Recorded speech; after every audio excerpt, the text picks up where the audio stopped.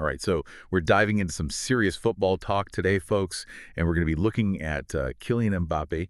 Specifically, we're going to be trying to figure out his chances of winning the Ballon d'Or. And you know you've come to the right place for this. We got all sorts of articles, analyses, the whole 9 yards, and we're going to cut through all the noise and figure out just exactly how good his chances are. Yeah, I think it's a really interesting topic. And, it's a really tough question to answer. Definitely. So I think the first thing to do is to kind of lay out sort of the landscape. What is the Ballon d'Or? What does it mean? And then we can kind of look at where Mbappé stands.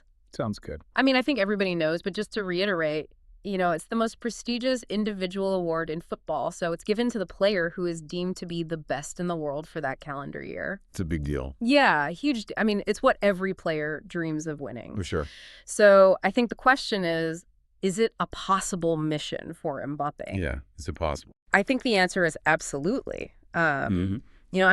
He's only, 24 years old? Yeah. And he's already achieved so much. Yeah. He's won the World Cup. He's won multiple times. He's been to the Champions League final.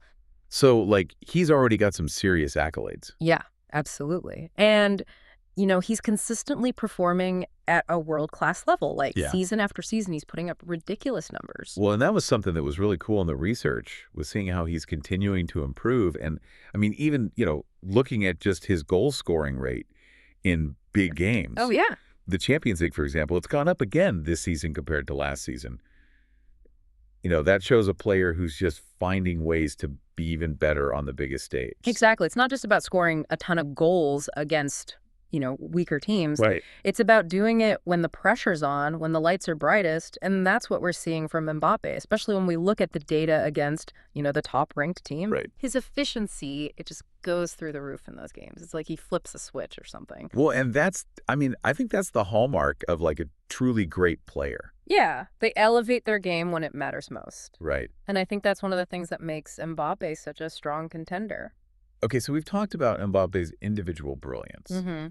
But we have to talk about the competition, right? Right. Who else is realistically in the running for this award? Oh, yeah. The field is stacked. Yeah. There are a couple of other forwards, and their names keep popping up in the analysis. They're having phenomenal seasons, too.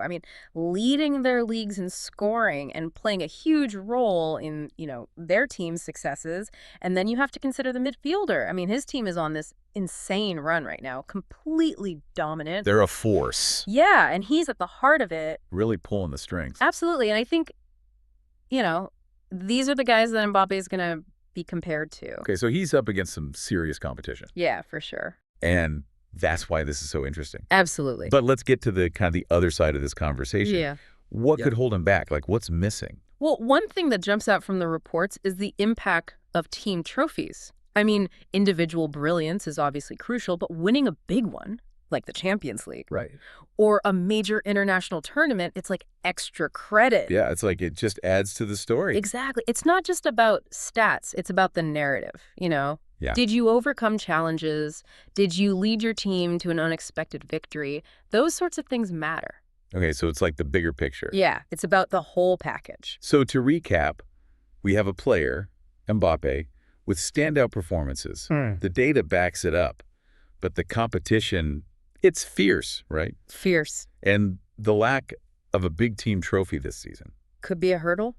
Yeah, that's fascinating, right? It is. It's going to be really interesting to see how it all plays out. The Ballon d'Or often comes down to those major team successes. Well, and I think that's what's so cool about this, right?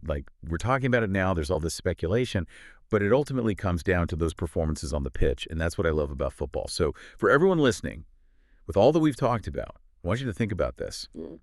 What single factor do you think is going to be the biggest decider in whether or not Mbappé wins the Ballon d'Or this year? Yeah, I think that's a great question. Let us know, and thanks for listening. See you next time. See ya.